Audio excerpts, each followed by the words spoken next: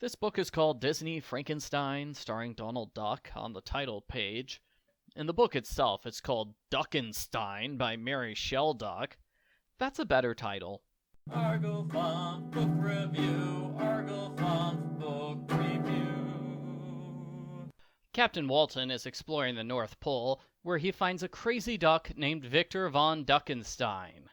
It's Donald Duck with hair.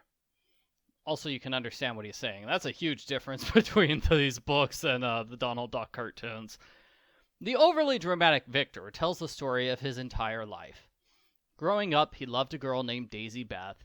He was obsessed with illustrations and old books. He and the triplets tried an art experiment, which involved colorful mixtures and electric shocks. This started a fire which burned up Uncle Scrooge's paper money. Scrooge made the wise decision to send Victor to a university far, far away. 2 years later, one of Victor's teachers invents cardboard. Victor resumes his mad experiments. He makes a giant monster and brings it to life.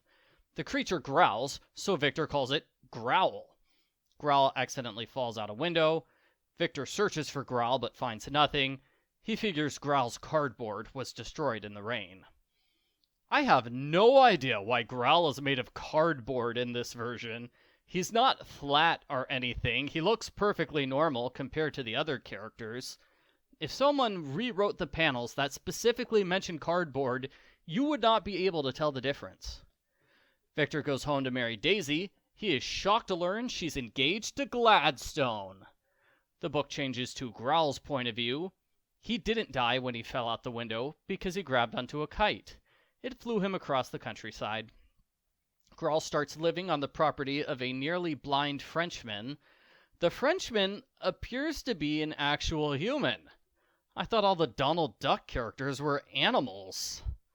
Growl learns how to read and speak, but when he introduces himself to the human violently chases him off.